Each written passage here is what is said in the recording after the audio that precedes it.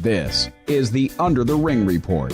Here are your hosts, John the Flesh Wound and Cousin Tom. It's still real to them, damn it. We are back with the Under the Ring Report. Tom, welcome back. Thank you. Good to be back. Been a few weeks. It has been a few weeks. Looking forward to getting started again. Yeah, we've been kind of engulfed by WWE. I don't know what you want to call it. Just nausea? Yeah, here's the thing. I hate bashing on wrestling pretty much because you know what? I enjoy most wrestling and I try to enjoy WWE also. I'm not as much of a fan, and we've talked about this before, and part of it is I think what they do isn't really geared towards us. You know what I mean? We're not the main cash cow that they're trying to get all their money. They're after your son, because they want him to come to you and go, Dad, take me to this show. This guy, I want to buy the toy or I want to do this or that. And I get that. That's a point. But when you're running a weekly TV show and you come out, 2 months ago when you came out and told everybody that now you control the show. You tell us what you want to watch. You remember that? I do, vaguely. Okay. The reason I'm going on this rant is on Sunday, like I said, I've been sort of paying attention to what's going on leading up to Money in the Bank. Money in the Bank to me is one of those kind of fun pay-per-views, kind of like the Royal Rumble, where you know what? I have to give praise to the guys who bust their ass with those ladder matches because that's the only reason I really tune in. Other than that, there's just some hijinks going on. It's just kind of a whatever pay-per-view. So Sunday, something got a hold of me and said, hey, there's nothing on. Might as well just go ahead and re-up the network and watch Money in the Bank. What's the worst that's going to happen? I know. I mean, come on. What's the worst that's going to happen? So I watched this steaming pile. The whole night, everything kind of feels off. Referees making mistakes, not a lot of cohesiveness between the wrestlers, just... there's a couple really good matches. I mean, the Seth Rollins AJ Styles match was really good. I enjoyed seeing Bayley win the Money in the Bank. But the abomination finish for the men's Money in the Bank, having Brock freaking Lesnar show up and win, even though he never competed at all in the actual freaking match, was pretty much just a slap in the face of every wrestling fan that had been clamoring for some interesting story, something new, because everything kind of felt stagnant since WrestleMania. Well, and that's exactly what it's been. It's been stagnant, and, they're just setting things up for SummerSlam. That's all they're doing. Oh, no, they're setting up for the stupid blood money matches. Oh, I'm sorry. I forgot. My bad. Yeah. How can I forget something I don't care about? Yep, I'm with you. But the Super Showdown, not to be confused with the Super Summer Showdown or something like that. Whatever they're calling, yeah. But that's where it's kind of disappointing because you know what? It's not the case of WWE having a lack of talent because they have a lot of good people on the roster. It just seems as though the stories they're getting to make no effing sense whatsoever. And I think that might be frustrating for a lot of people, including myself. I mean, so your ratings are doing very poorly. So the only star that you've made besides John Cena in the last 15 years is Brock Lesnar. And what I'm saying is when you think of a guy who is an upper echelon star, Brock Lesnar is an attraction. No matter what you think of the guy, hate him, love him, he is a draw. He's like John Cena in that instance. Because a Randy Orton, Roman Reigns, they aren't putting butts in the seats like Brock Lesnar. And that, to me, tells me that there is a major problem going on with WWE in the instance they don't know how to make iconic superstars anymore. You got plenty of wrestlers. You got plenty of guys that I don't mind watching, but you don't have that guy that every week you're tuning in to see what he does next. Well, I think there's a part where there's a disconnect there where they've got the talent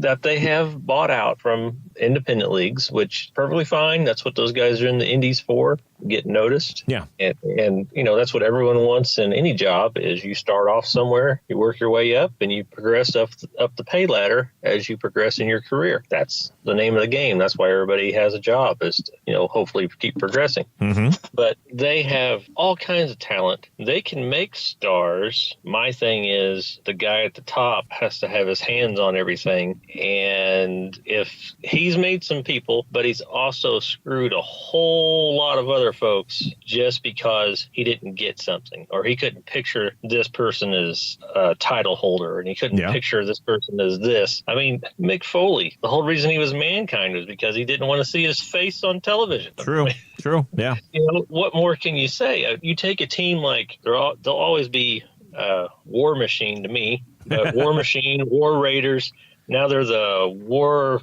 Viking Experience, blah, blah, blah. I mean, you screwed that up. You had an awesome tag team with an awesome gimmick that are just beasts, that the type of people that McMahon has always craved, the big, huge guys that do the ungodly things that no mere mortal can do. And then you go and you screw with their name when they make their debut. Why? Why? So, you know, that's the thing. You're a multi-billion-dollar corporation now, but sometimes you can't get out of your own way. And you know what? I think that's the best line used right there. They can't get out of their own way. And I mean, that goes...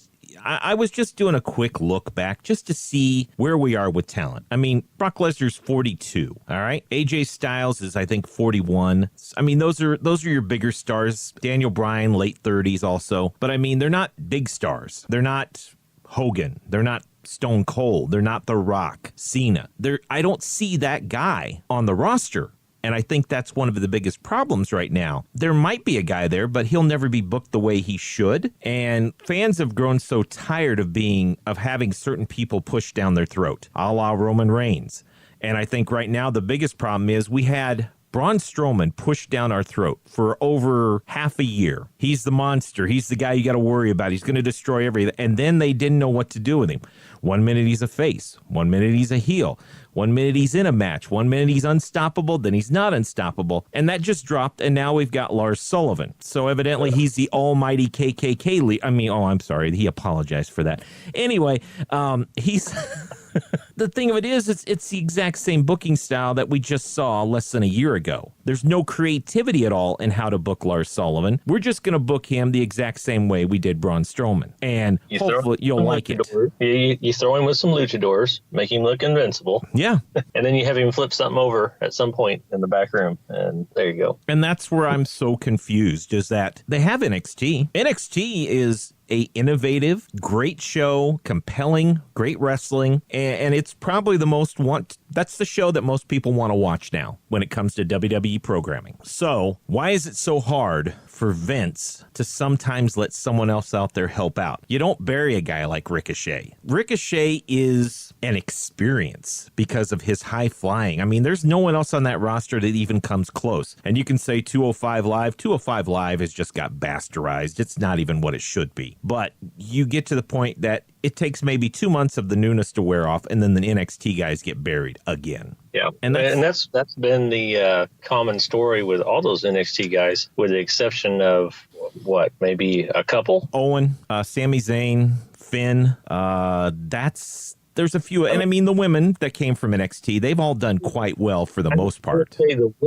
women have done more from NXT than the men. Yeah, by far. But I think the thing that is upsetting, and it cracks me up, is they get all upset because people want to see this guy and this guy. But the problem of it is you're telling us that NXT is the training ground for WWE. Okay, so you make us invest our time, energy into a wrestler in NXT. You make him the champion. You do all these things to put him over. And when he comes to the main roster, you do nothing. So what you're telling me is, don't get excited about anyone who comes to the main roster, because truthfully, we don't care about them, so you shouldn't either. So that's my problem, is there's such a double story going on for people. In one instant, oh, cheer, come see this guy.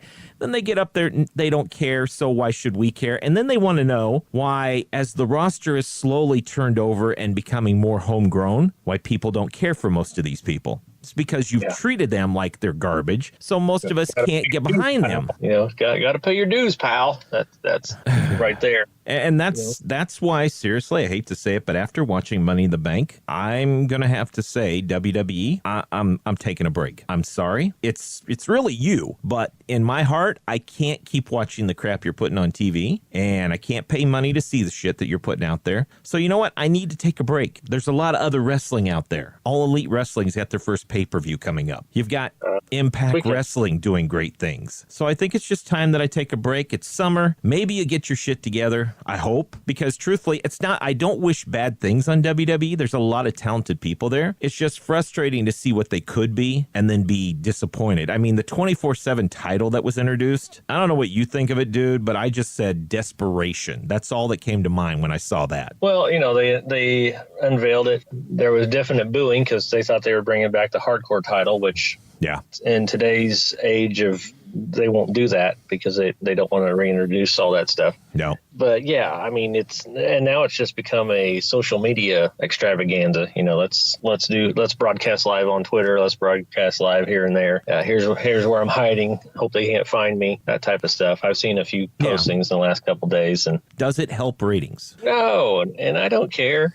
Does it really? We don't care that I don't care, but it's just like, I saw something that I think you tweeted the other day about, Ric Flair's 16-time world champion. Yeah. That'll be broken before the year's over. I mean, what do they have? 18 titles? And yeah. They drop titles every couple weeks. The only guy that ever keeps the title is Lesnar because, he's Lesnar. He never shows up. I don't know what else. Yeah. But and the other thing is that when it comes to that, it's cheapened all the titles. Jim Ross tweeted the other day that he feels that at this time, titles have never meant less in professional wrestling than they do right now. Yeah, he's absolutely right. Because in the last, I would say, 10 years or more, they've weakened them. I mean, your number one title when Punk went on his run, that was the title that Punk had. Yeah. And he was relegated. He was relegated to the 9 o'clock hour on a 2-hour show. They didn't even have him on at 10 o'clock when your main guy is supposed to be on because Cena was still big. And it just went downhill from there. And that's the part that's so frustrating in the way you have two separate titles for everything. You know what I mean? And it gets to the point where, I mean, on the pay-per-view, the U.S. title showed up for 2 seconds in a real quick match. The Intercontinental belt wasn't even defended. You only saw one of the tag teams, and that was on the pre-show. So there's so many tag titles, tag team belts and championship belts and everything. You don't get a chance to see all of them. And I'm with you. I mean, hell, you had one belt show up. The championship belt was defended the first match of WrestleMania because there's so many belts. So and to add to the confusion. So last night, my son and I we were flipping around. We watched SmackDown for all of 10 minutes, maybe. Basically because we were watching a playoff hockey game and we flipped over during commercial break. Gotcha. The only reason we turned it on. Yeah. And they're doing they had one of their video packages. Hands down, they have the best video packages out there. They do a phenomenal job with their video packages. And it's Orton Triple H feud. And this is going all the way back to like 2005 or 2006. Yeah. And it was 3 consecutive main events at WrestleMania or 3 consecutive WrestleManias. They wrestled each other with this long standing feud. And my son's watching it because some of this stuff he had never seen before. Yeah. So like Triple H busts down Orton's door in his house and throws him through the window. That was new to him, but I'd seen it. But he's like, what's all that about? So all of a sudden now he's interested in these two. And then it's like, find out what happens at the Super Showdown. Yeah. And he looks at me and goes, what is that? I'm like, garbage we're not watching. Well, and I mean, you're bringing in old guys for paydays because, I mean, you're going to see Undertaker and Goldberg. And that tells you that there, though, is still telling you what the real problem is. So that's what my major point would bring that up was you have to go back to 2006 in order to get a rivalry to promote show when you should be able just to go into your current roster and have that or start one. Mm-hmm. You shouldn't go back 13 years to get a rivalry. Yeah. I mean, what kind of deal is that? You've got all this talent on your roster and you can't create a feud that lasts more than 4 weeks from one pay-per-view to another? Because they don't carry storylines anymore. That's the other problem. You know what? You have a storyline for 4 weeks and then they completely drop it and forget it. There's no callback to something that happened before. And that Flair and went 3 years. Yeah. It's not like it was, they went on forever. And that's what's frustrating sometimes because then 2 years later, they may meet up again. No mention of the past rivalry. It's like no one knows what happened. And sometimes I think you're insulting the intelligence of your audience and also missing out on a chance as you said, of educating some of your audience on who hadn't had a chance to see some of this stuff. And I think those are two of the things that hurt them a lot. And I don't know how you fix that. That's the other problem, because with a guy in charge at the moment who thinks he knows everything, and granted, Vince in his heyday, everything he touched was money. You know, I mean, he was able to hit on all these guys. He found Steve Austin, who shouldn't even been a star. He found him. You know, he found The Rock and all these guys. And now it's like he's still relying on the same things that he did in the past, but they're not working. And it's because, you know what, back in the day when all these guys, they happen, a lot of it happened organically. There wasn't social media. You just watched the TV show and that was it. But the problem of it now is that everyone talks. They're not allowed to be organic anymore. No, and that is the problem, because they will push someone down your throat, and then they're upset because everyone on Twitter is like, you now have, 5 hours of TV each week. I'm tired of seeing the same guy win match after match after match. Back in the day, it didn't matter. You had 4 pay-per-views a year. I don't care if Hulk Hogan kept the championship for 3 years. It was interesting because we didn't see it all the time. Now there's so much programming, they really need to shake things up, and that is where the problem is. You can still push Roman, but you got to back off a little because you're oversaturating him too much. And I mean, I fear that he's probably past the point of no return for a lot of fans. Well, and that's part of the shift to SmackDown for him, but the organic thing, I know they have corporate sponsors, but let a guy talk. I mean, some of the things that they make those guys memorize, when they're saying it, I don't believe a single word coming out of their mouth. It just doesn't sound real. And that is the whole point of wrestling is you suspend disbelief. There's enough realism there that when the punch or kick misses, you suspend disbelief because you've been hooked in by the story they're trying to tell, and that's what gets everyone into it. So when you have already screwed that up to start with by not getting me to believe that this guy actually hates this guy, then I have got no reason to watch the actual match. And you know what? You hit on a good point there, too, because even though everyone out there says, oh, we want to see great wrestling match. Well, we do. But you know what? You've got to remember that you're there to tell a story. And that involves getting in front of the microphone and give me a reason to care. But also telling that story in the ring. A lot of times it's 2 guys. All right, I'm going to hit my 5 cool moves. You hit your 5 cool moves. Then we're going to move on. And it gets to the point sometimes that the matches all seem the same. If you watch, I'm going to pick on him, and I like him. But I mean, Finn Balor's matches are very predictable. You know he's going to do about 4 or 5 different moves and then either lose or win, whatever. All these folks have the ability to do a lot more. And that's why I think AJ Styles stands out more so than a lot of the other guys, because he's able to carry these guys to better matches than just doing the 5 to 6 little move sets and doing their highlights and moving on. Sure, I agree. It's just over the years, and I love watching it. I mean, just because I don't have to think about it when I watch it, I just watch it to relax. But still, to not be able to tell a story verbally, a believable story verbally, makes it hard to believe a physical story, is what I'm trying to get to, I guess. And I believe, and I'm with you there, because that is the thing that sucks. Is, you can look back at some of the most interesting stories of all time, and it's a combination of both. When you've got guys who write soap operas and bullshit like that, they're not bringing you their real story. You did this to me, blah, blah, blah. That's not believable, and you're right. The guys need to learn how to do real promos, because I don't see anyone there getting over unless they can really, truly talk to the fans. And that's where the problem lies. That's my rant. I'm sorry, but WWE, it's time for us to take a break. We've got to take a break. You are not alone. That's all I can say, is there's a whole lot of other people out there that are right there with you. Okay, you know what? I've ranted enough and give WWE enough time, Tom. And truth, if you want to talk about them, that's fine. But I'm going to right now put a little oath here. Until they move to Fox, I am not talking about WWE storylines one bit. I'm not going to talk about results. Now, if somebody gets hurt, if something happens outside of the ring, I'll talk about that. But I am done talking about WWE for a while. Like I said, I need a rest. So instead, we have to talk about our baby. All Elite Wrestling, baby. That's right. Something that kind of feel like we're in on from the ground up, even though we had Zero to do with it. But so Double or Nothing, the pay-per-view, will have occurred by the time the show hits the air. And we'll talk a little bit about the results and stuff. But I do want to hit a little bit. You know, we both watched the match that they released with Pac and Hangman Page. And, you know, and from what the rumors say and Meltzer and all them, there were some creative differences. So the reason the match couldn't be actually on the pay-per-view.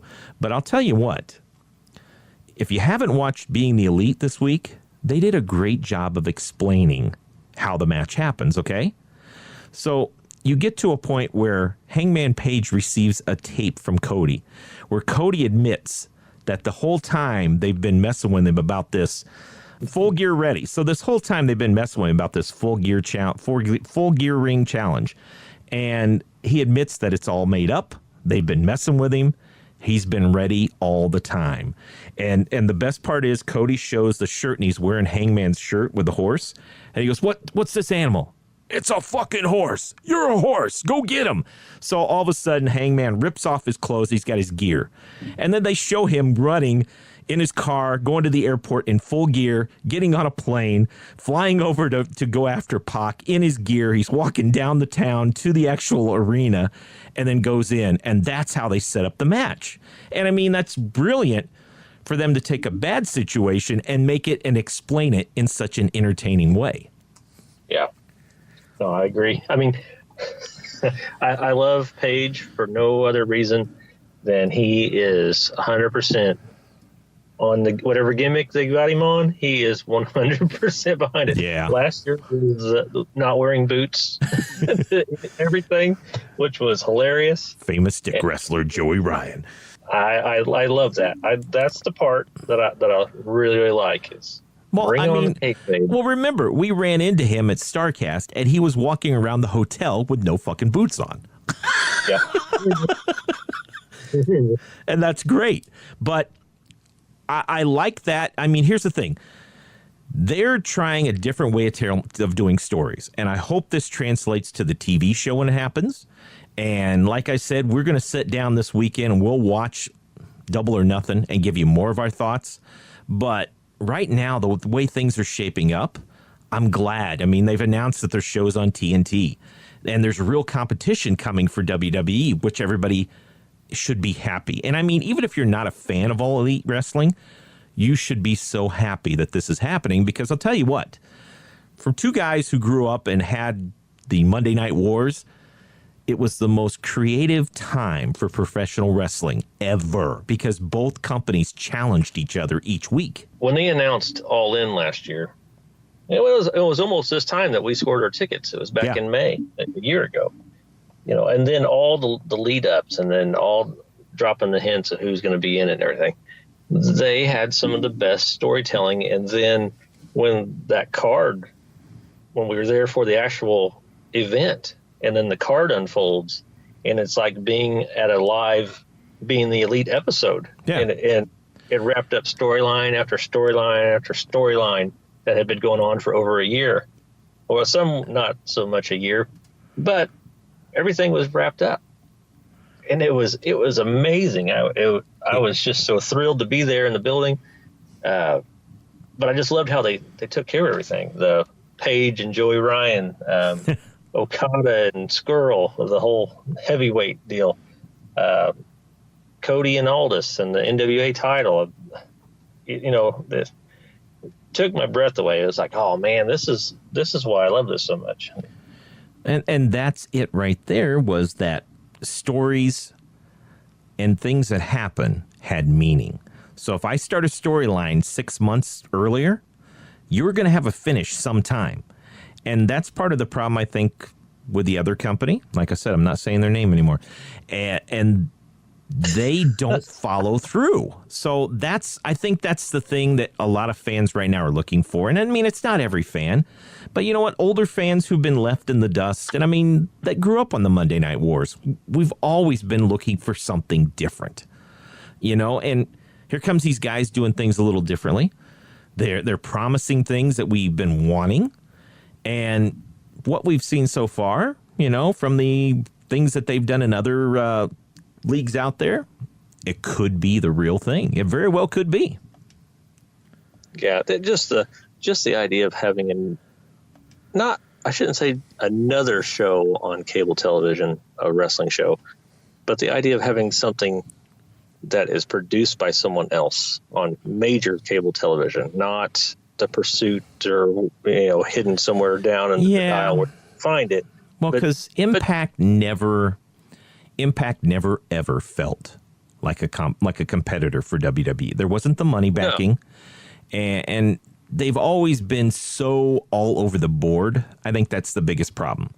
And they've never come in. I mean, this company comes into the game with legitimately 5 to 6 guys that people want to see, that people will do anything to see wrestle. That's the thing.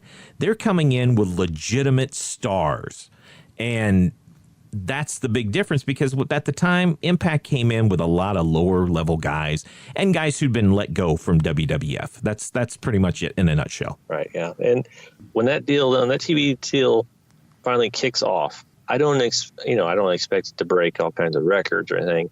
No. But I think the exposure, because there's those people who have not been exposed that much. I know some YouTube's a big thing and word of mouth's a huge thing. Well, but you still have those people.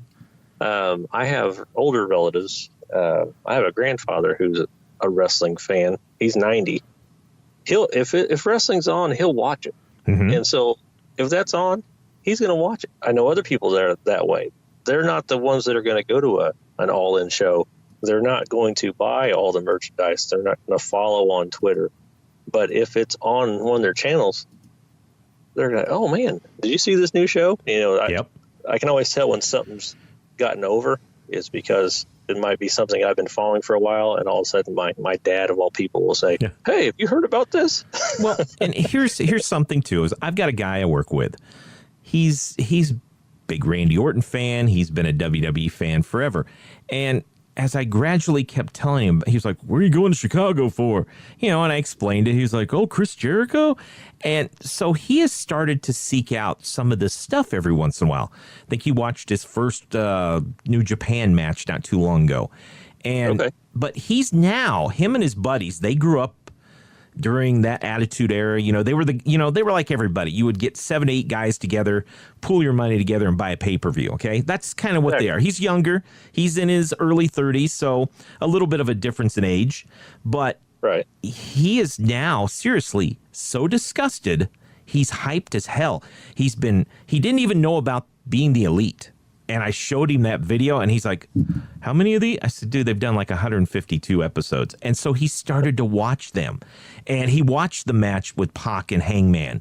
And he is juiced. He's like, I haven't been this happy in wrestling in years. He goes, I just watched it be cut. And so these are people who, they like wrestling, but they're not like most people. They don't go seeking out different things. But because I talked about it so much, he gave it a shot, and now he is jacked, especially when he finds out they're going to be on TNT. Yeah, see, that's exactly what I'm talking about. And as a wrestling fan, really, wrestling's one of those things that it has its peaks and its valleys. Yeah. And you'll as a kid, when you first discover it, you're like, oh, and then teen years come and girls start to enter the picture, and all of a sudden, hey, I don't watch that. Yeah. No, I know what you mean. But there's the swings. You're in it, then you're out of it. You're in it, you're out of it. And I was out for a while, and back in, then I was out and back in now more so than I was 15 years ago. Yeah, so to speak. But with the options that are out there, I don't see any reason why more people won't get back into it. Because when you have something like WWE, everyone knows it's there, but it's like, oh, that's the same old stuff. Yep. Well, this is a chance to not see the same old stuff. And that's what I'm looking forward to the most. And that's, I think, what everyone wants. Like I said, they just want an alternative. And you know what? They've got the backing. They've got the talent. There's a lot of guys coming in. And like I said, in a couple weeks, we'll sit down and really go over the results and what we thought, because as this comes out, we'll be watching the pay-per-view. And you know what? You can like AEW, and that's not a bad thing because there's a lot of haters on both sides. Don't hate. Either like it or don't like it. But you know what? It helps. You can like them both. It's all right. But you know what, though? It will help all wrestling fans. That's what you have to think about. Everybody has a choice. And you know what? I hope you give it a shot and see what you think of it. Yeah, I mean, like you said, it's going to help the wrestlers and it's going to help the fan community because as people who grew up during the Monday Night Wars, there was nothing better than a rivalry to push each other. You got it, man. You got it. Everything got elevated, everything. So that's what I'm looking forward to. I'm with you. Enjoy the pay-per-views. Enjoy the Super Show if that's what you're into. And we will be back in a couple weeks to talk about our thoughts of Double or Nothing here on the Under the Ring Report. This is Terry Byrne, formerly known as Fire from the WCW Nitro Girls, and you're listening to the Under the Ring Report. Follow the Under the Ring Report on Twitter at UTRR Podcast. You can subscribe to the Under the Ring Report on iTunes, Google Play, and Stitcher, or visit undertheringreport.com. Thanks for listening to the Under the Ring Report.